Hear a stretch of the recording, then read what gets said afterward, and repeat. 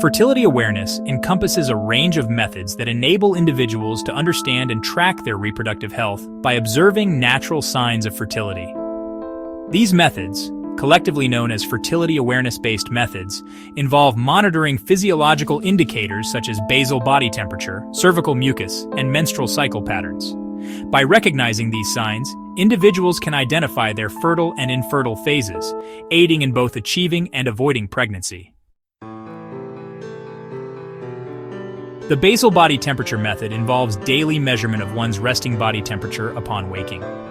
A slight increase in BBT typically occurs after ovulation due to hormonal changes, indicating the end of the fertile window.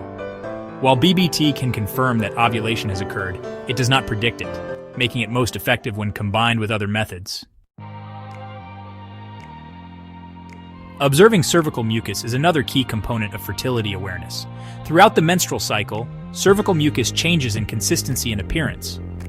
Around ovulation, it becomes clear, stretchy, and resembles raw egg whites, signaling peak fertility. Monitoring these changes can help predict ovulation, and methods like the Billings ovulation method focus specifically on cervical mucus observation. Calendar-based methods involve tracking menstrual cycles over several months to predict fertile days. The standard days method, for instance, identifies days 8 through 19 of the cycle as the fertile window for women with regular cycles lasting between 26 and 32 days. However, calendar methods are less reliable for those with irregular cycles and are most effective when used in conjunction with other methods. The symptothermal method combines basal body temperature charting, cervical mucus observation, and calendar tracking, providing a comprehensive approach to identifying fertile days. This method increases accuracy and effectiveness in family planning. Studies have shown that when used correctly, fertility awareness-based methods can be up to 98% effective in preventing pregnancy. Fertility awareness requires commitment and daily monitoring. It's essential for both partners to be involved and supportive, as open communication and mutual understanding enhance the effectiveness of these methods. Additionally, with technological advancements, digital tools like fertility tracking apps have become popular. These apps assist in recording and analyzing fertility signs, making tracking more accessible. However, users should ensure that the app is evidence-based and understand that these tools are aids, not replacements for personal observation. Understanding fertility is also crucial for pregnancy health. Recognizing the fertile window can aid in achieving pregnancy. Once pregnant, early prenatal care is vital. Regular checkups, proper nutrition, and avoiding harmful substances contribute to a healthy pregnancy. Prenatal vitamins, especially folic acid, are essential in preventing neural tube defects. A balanced diet rich in iron, calcium, and other nutrients supports both mother and baby's health. Staying hydrated and engaging in safe physical activities, as advised by a healthcare provider, are also beneficial. Mental health during pregnancy is equally important. Stress management techniques, such as meditation and prenatal yoga, can improve overall well-being. Seeking support from healthcare providers, family, and support groups can make a significant difference. Postpartum care is the next critical phase. Monitoring physical recovery, emotional health, and establishing breastfeeding are key components. Regular follow-up appointments ensure that both mother and baby are thriving. Fertility awareness empowers individuals to make informed decisions about their reproductive health. By understanding and respecting the body's natural signals, one can achieve better health outcomes and family planning success.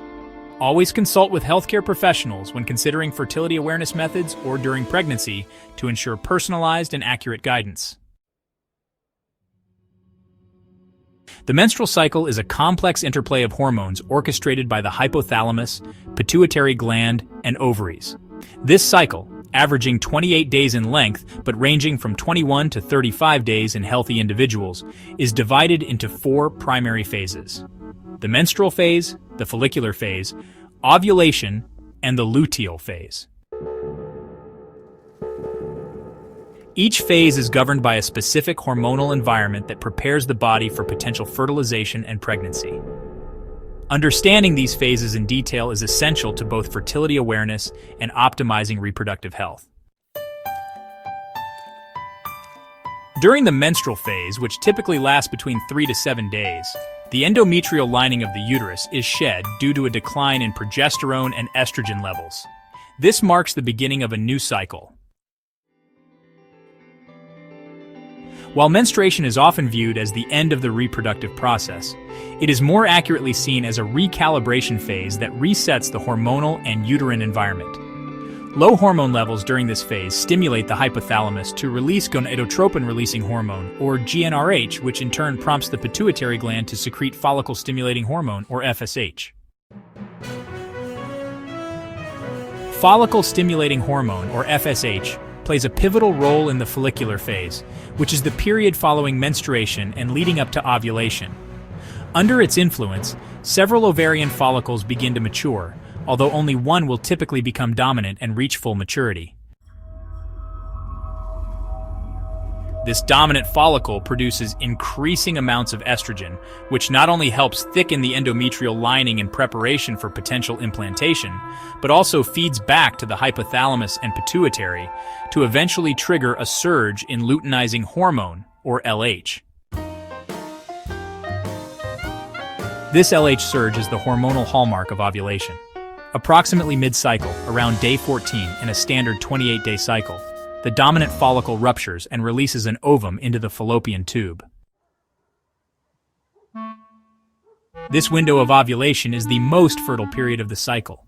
The egg remains viable for fertilization for approximately 12 to 24 hours post-ovulation, while sperm can survive in the female reproductive tract for up to 5 days.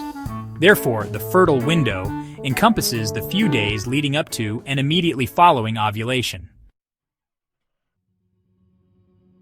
Following ovulation, the luteal phase commences. The ruptured follicle transforms into a structure called the corpus luteum, which secretes progesterone and some estrogen. Progesterone stabilizes the endometrial lining, making it more receptive to a fertilized egg. If fertilization occurs, the developing embryo produces human chorionic gonadotropin, or HCG, the hormone detected in pregnancy tests, which maintains the corpus luteum and its hormone production. If fertilization does not occur, the corpus luteum degenerates, leading to a drop in progesterone and estrogen levels, and the cycle begins anew with menstruation.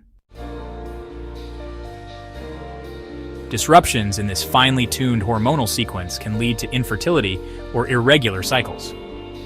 Conditions such as polycystic ovary syndrome, hypothalamic amenorrhea, hyperprolactinemia, and thyroid disorders can all impact ovulation and hormone balance. For example, women with PCOS often experience anovulatory cycles due to elevated androgen levels and insulin resistance. Fertility awareness can be especially helpful in such contexts, as it allows for the identification of irregular patterns that may signal underlying health issues. Beyond tracking ovulation and fertile days, fertility awareness involves an appreciation of how lifestyle factors affect hormonal health and reproductive function. Nutrition plays a critical role in supporting the hormonal milieu necessary for fertility. A diet rich in whole foods, antioxidants, omega-3 fatty acids, and micronutrients such as zinc, magnesium, and vitamin D has been associated with improved ovulatory function and egg quality. Physical activity, when balanced, also enhances fertility by improving metabolic function and reducing stress. However, excessive exercise, especially when combined with caloric restriction, can disrupt the hypothalamic pituitary ovarian axis, leading to amenorrhea or irregular ovulation. Stress is another critical factor that can subtly influence fertility. The hypothalamic pituitary adrenal, or HPA axis, activated during chronic stress, can interfere with the HPO axis and suppress the release of GnRH. Elevated cortisol levels can also affect insulin sensitivity and increase inflammation, both of which can impair ovarian function. Mind-body interventions, such as mindfulness-based stress reduction, cognitive behavioral therapy, and yoga, have demonstrated positive outcomes in reducing stress and improving fertility outcomes in various studies. Substance use is a well-documented contributor to impaired fertility. Tobacco use is linked to decreased ovarian reserve, premature menopause, and poorer outcomes in assisted reproductive technologies, or ART. Alcohol consumption, particularly in excessive amounts, has been associated with irregular cycles and decreased implantation rates. Similarly, recreational drug use can impair hormonal balance and ovulation. Caffeine, when consumed in moderation, appears to have a minimal impact on fertility, though high intake has been suggested in some studies to delay conception. Environmental toxins, known as endocrine-disrupting chemicals, or EDCs, represent another challenge to reproductive health.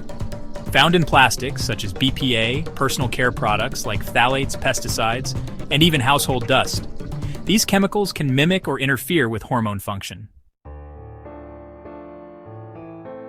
Exposure to EDCs has been linked to reduced sperm quality, altered menstrual cycles, and increased risk of miscarriage. Reducing exposure through the use of glass containers, organic produce, and EDC-free personal care products can support fertility and pregnancy health. Understanding these intricate biological and lifestyle connections reinforces the importance of a holistic approach to reproductive health. Fertility awareness is not merely about tracking days, but about cultivating a relationship with one's body, recognizing the signals it provides, and responding appropriately. This comprehensive understanding becomes even more crucial when preparing for conception and pregnancy. Preconception health is a growing area of focus in reproductive medicine. Ideally, individuals and couples should begin preparing for pregnancy at least 3 to 6 months in advance. This preparation includes optimizing nutrition, managing chronic conditions, ceasing harmful substances, updating vaccinations, and reviewing medications with a healthcare provider to ensure they are safe for use during pregnancy. While fertility awareness often focuses on the menstrual cycle and female reproductive health, male fertility is equally essential to conception. Male reproductive function depends on the proper production of sperm within the testes, their maturation in the epididymis, and eventual delivery through the vas deferens during ejaculation. Sperm quality, defined by concentration, motility, morphology, and overall viability, is a major factor in achieving pregnancy.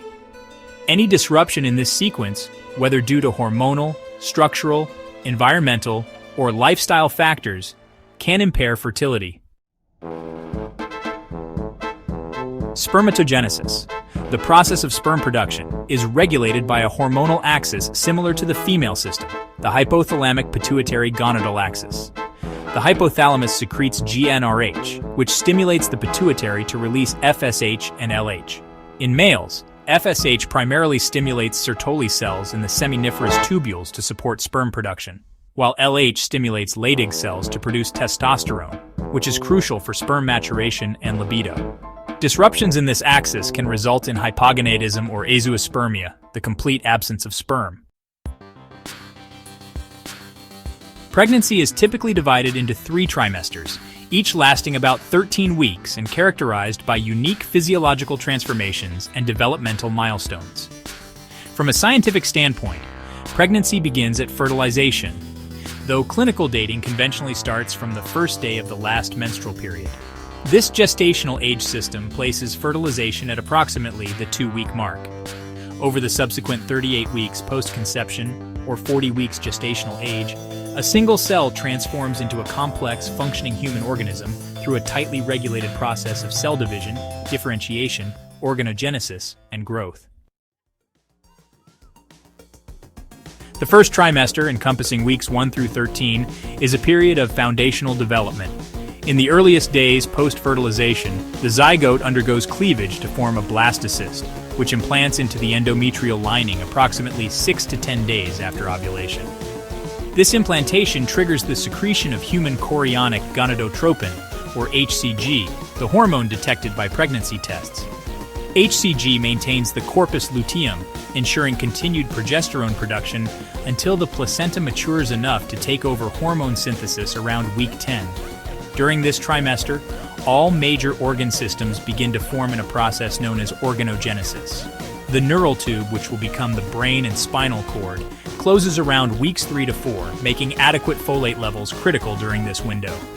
The heart begins to beat around week 5 and can often be visualized via ultrasound by week 6. Limb buds appear by week 7, facial features begin to take shape, and the embryo transitions to being called a fetus around week 9. By the end of the first trimester, all major organ systems are present in rudimentary form, and the fetus measures approximately 7 to 8 centimeters in length. For the pregnant individual, the first trimester is often marked by significant hormonal shifts. Rising levels of HCG, estrogen, and progesterone contribute to common symptoms such as nausea, vomiting, sometimes severe, as in hyperemesis gravidarum, breast tenderness, fatigue, and mood fluctuations. Progesterone induces relaxation of smooth muscle, which can slow gastrointestinal transit and contribute to bloating and constipation. Increased blood volume begins early in pregnancy and may lead to a drop in blood pressure, dizziness, or faintness in some individuals. Nutritional needs during the first trimester focus on micronutrient sufficiency rather than increased caloric intake. Folate is essential for neural tube closure and is best supplemented prior to conception and during early gestation. Iron demand begins to increase to support maternal hemoglobin production, though it becomes more pronounced later in pregnancy. Iodine, zinc, vitamin B6, and omega-3 fatty acids are also important for early embryonic development, particularly the brain and nervous system. While appetite may be diminished due to nausea, eating small, frequent meals and focusing on nutrient-dense foods can help maintain adequate intake. The second trimester, spanning weeks 14 through 27, is often considered the most comfortable phase of pregnancy. As hormonal fluctuations stabilize and the placenta assumes the role of endocrine support, many early symptoms such as nausea diminish. This trimester is characterized by rapid fetal growth, maturation of organ systems, and increasing maternal physiologic demands. By week 20, the uterus typically reaches the level of the umbilicus, and fetal movements, known as quickening, are often first perceived. Fetal development during this stage is dramatic. The fetus grows from approximately 8 to 9 centimeters to over 25 centimeters in length and begins to assume a more human-like appearance. The skin is thin and translucent, and lanugo, or fine hair, begins to cover the body. Vernix caseosa, a waxy coating that protects the skin from amniotic fluid, starts forming. The gastrointestinal system produces meconium, the kidneys begin to excrete urine into the amniotic fluid, and the lungs develop bronchioles, though they are not yet capable of efficient gas exchange. The fetal heart, beating between 120 and 160 beats per minute, circulates blood through an increasingly complex vascular system. By the end of the second trimester, the fetus has developed sensory systems, including hearing, and can respond to external stimuli such as voices and music. Ultrasound imaging during this trimester, particularly the mid-pregnancy anatomy scan around 18 to 22 weeks, is used to assess fetal anatomy, placental location, amniotic fluid volume, and cervical length. This scan can detect many congenital anomalies, allowing for early intervention planning or further diagnostic testing such as amniocentesis or chorionic villus sampling if needed. Maternal physiological adaptations continue during the second trimester. Blood volume increases by up to 50%, leading to a dilutional anemia known as physiologic anemia of pregnancy. Cardiac output rises due to increased stroke volume and heart rate, often resulting in a benign systolic flow murmur. The respiratory system adapts through increased tidal volume, leading to a mild respiratory alkalosis that facilitates carbon dioxide removal from the fetus. Hormonal changes also promote insulin resistance, preparing the body for the increased energy demands of the third trimester and lactation. These changes are also why screening for gestational diabetes typically occurs between 24 and 28 weeks. Nutritionally, the second trimester requires modest increases in caloric intake, about 300 to 350 additional calories per day above baseline. Protein needs increase significantly to support fetal growth and maternal tissue expansion. Iron supplementation is commonly introduced or increased at this stage, especially in individuals with low ferritin levels or dietary deficiencies. Calcium and vitamin D are crucial for fetal skeletal development, and magnesium, choline, and DHA, and omega-3 fatty acid support neuromuscular and neurocognitive development.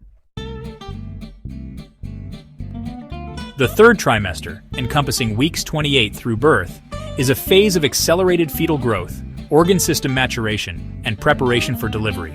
The fetus grows from approximately 1 kilogram to an average birth weight of 3 to 4 kilograms and accumulates body fat necessary for thermoregulation post-birth.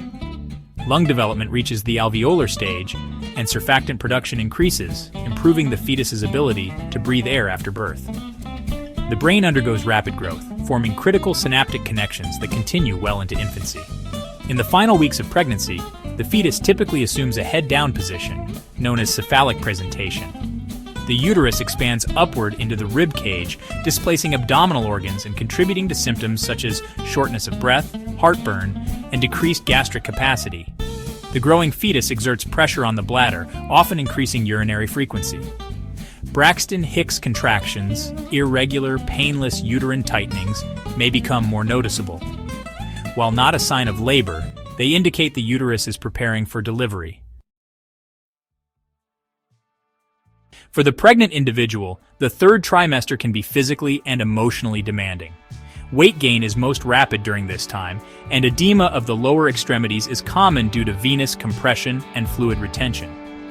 Monitoring for complications such as gestational hypertension, preeclampsia, and gestational diabetes becomes a major focus of prenatal care.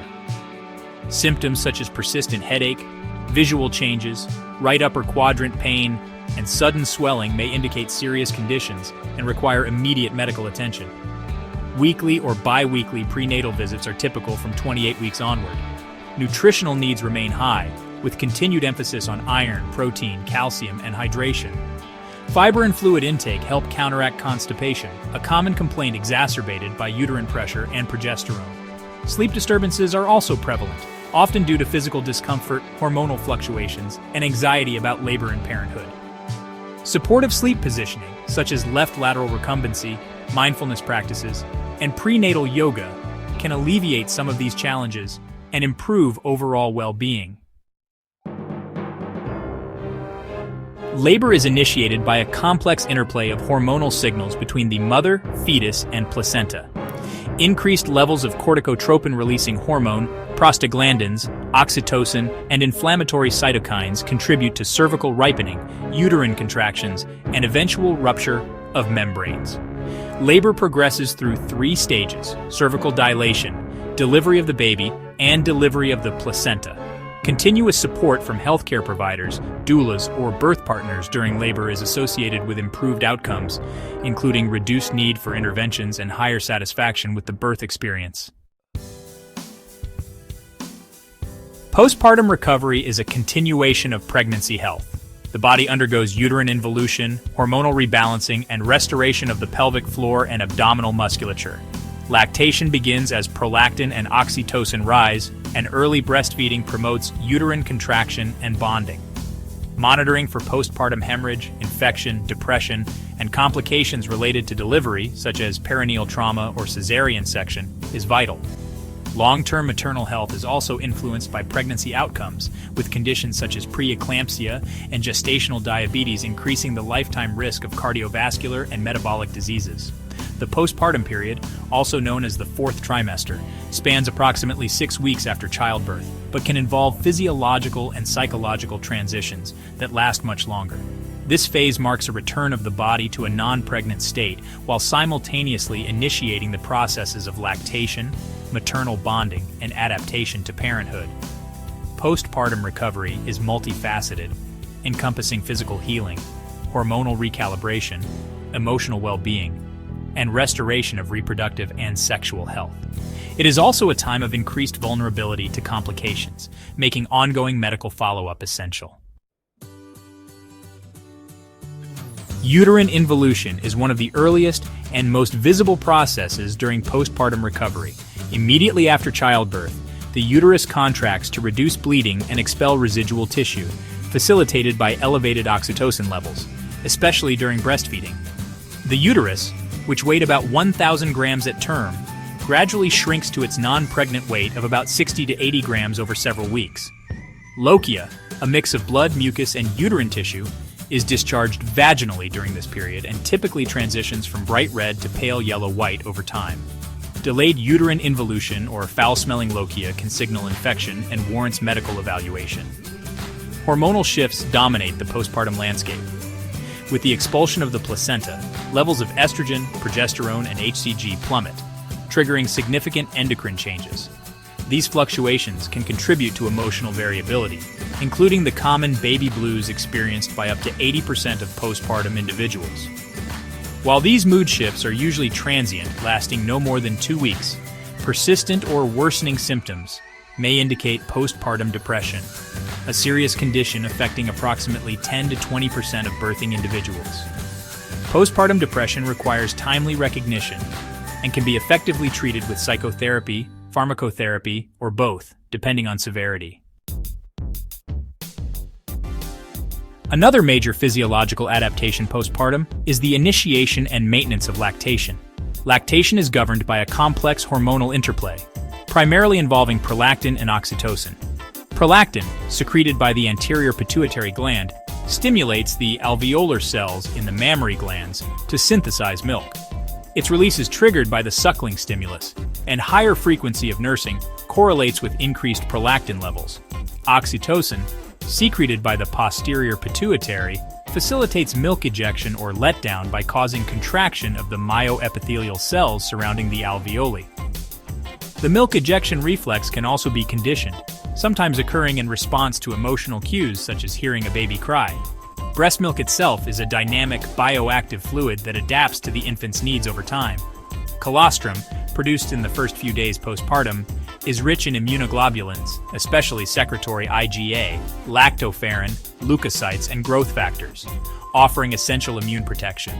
As milk transitions to mature form, it increases in volume and alters composition, with foremilk providing hydration and hindmilk delivering higher fat content for satiety and growth.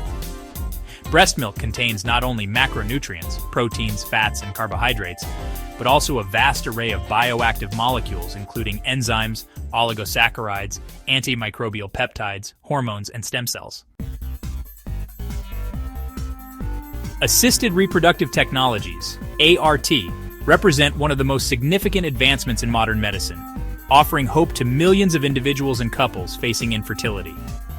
These technologies encompass a range of medical procedures used primarily to address infertility by manipulating gametes, fertilization, or embryos outside the body.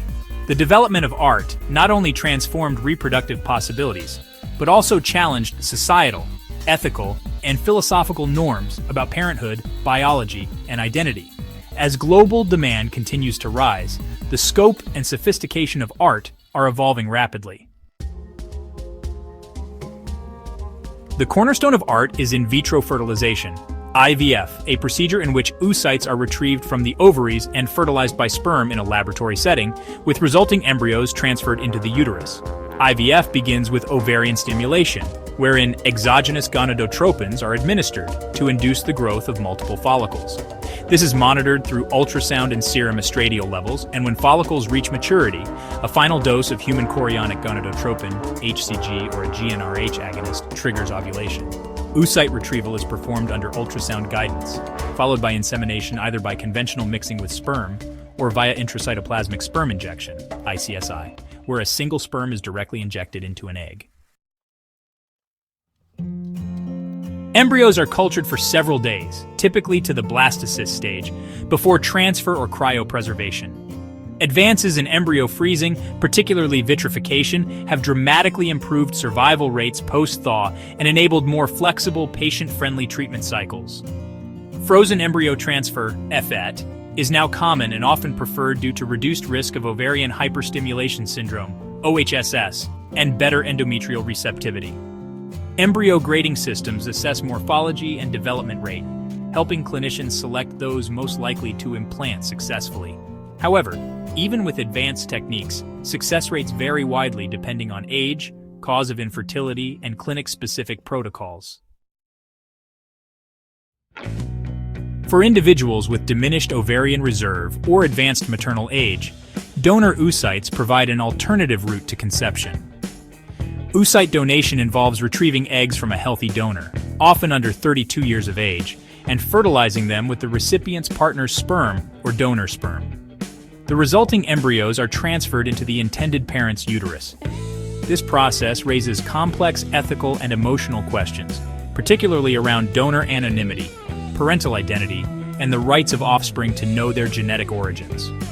Similarly, donor sperm is used in intrauterine insemination, IUI, or IVF for individuals without a male partner or when severe male factor infertility is present.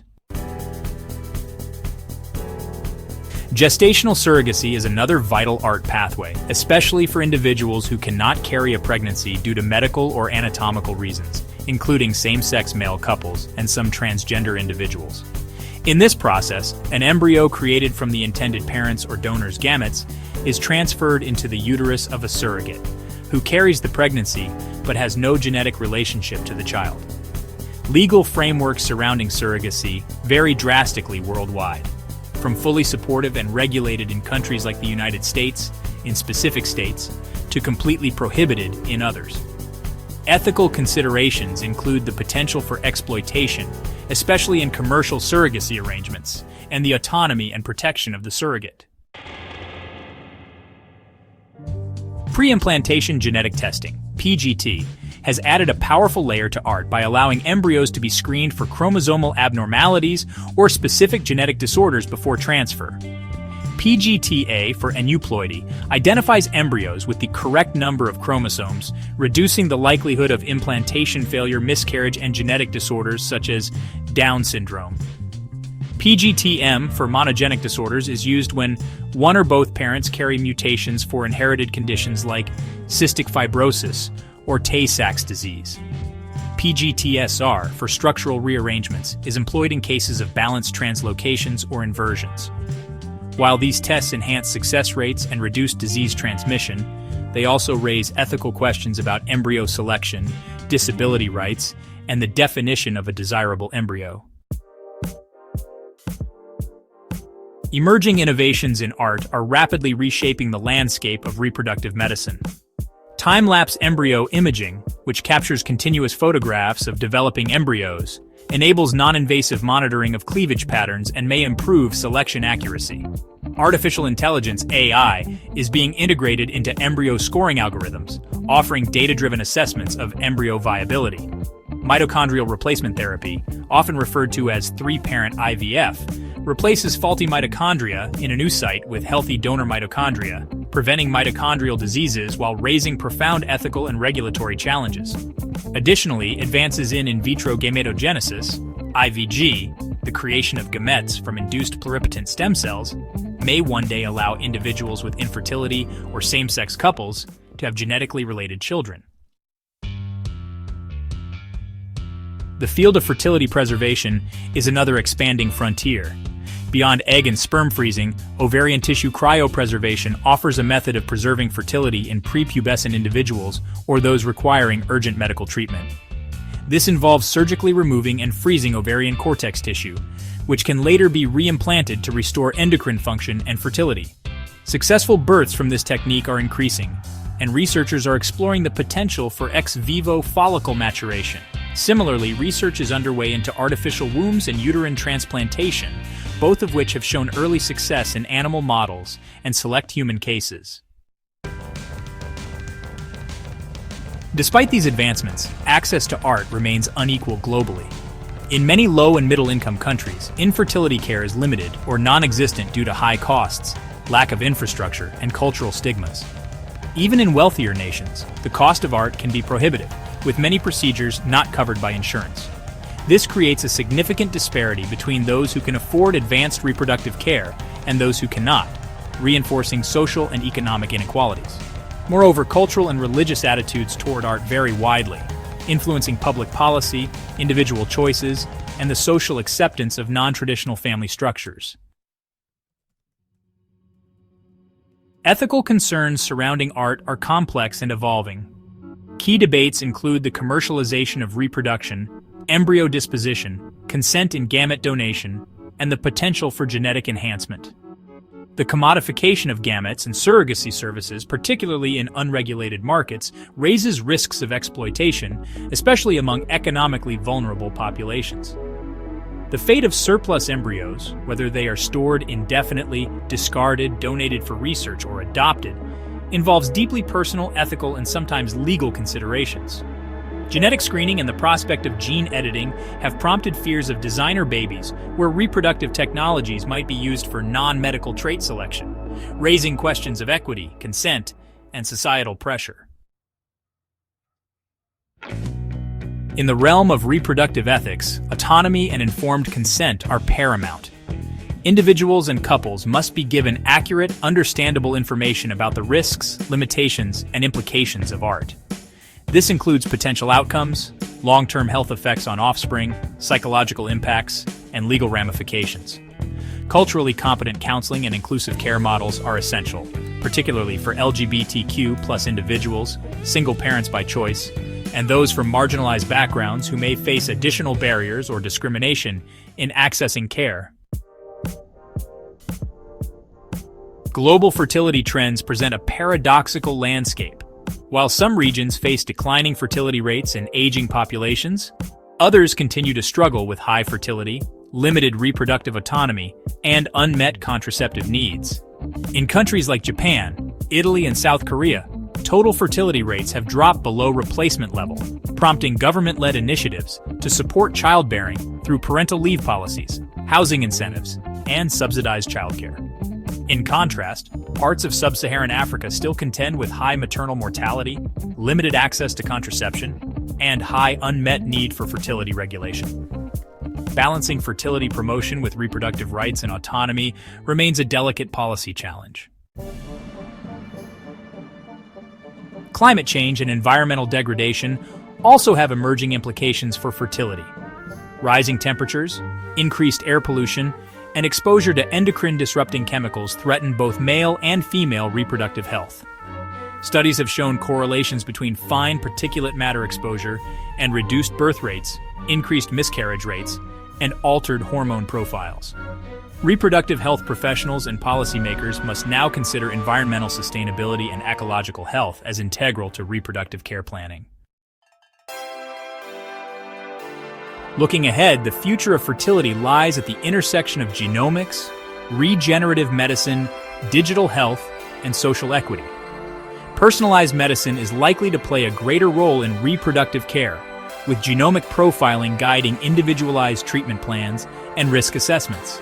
Artificial intelligence will further enhance diagnostic precision and predictive modeling in both natural and assisted conception. As science progresses, so too must the ethical frameworks and regulatory oversight that ensure these tools are used responsibly, equitably, and in the best interest of individuals, families, and society as a whole. In summary, fertility awareness and pregnancy health represent a profound area of human experience, biologically intricate, emotionally charged, and socially significant. From understanding the natural rhythms of the menstrual cycle to navigating the complexities of assisted reproduction, reproductive health is deeply connected to our identities, relationships, and futures. As science continues to expand what is possible, education, ethical reflection, and equitable access will remain the cornerstones of a just and compassionate reproductive landscape. Empowering individuals with knowledge and choice is the ultimate goal, not just to conceive, but to do so with dignity, autonomy, and informed confidence. In a world where reproductive challenges are increasingly common, yet often misunderstood, comprehensive fertility education is more essential than ever. From the delicate hormonal orchestration of ovulation to the rapidly advancing frontiers of assisted reproductive technologies, understanding fertility empowers individuals to make informed, timely decisions about their reproductive health. Whether preparing for conception, navigating infertility, or preserving the option for future parenthood, knowledge is the most powerful tool available. Science, when paired with awareness and equitable access to care, can support not just pregnancy, but healthy families, thriving generations, and informed reproductive autonomy for all. If you found this video helpful, don't forget to give it a thumbs up, share it with your friends and family, and most importantly, subscribe to the channel for more simple health tips that make a big difference. And while you're at it, tap the notification bell so you never miss out on our latest content. Thanks for watching, and we'll see you in the next video. Stay healthy and keep smiling.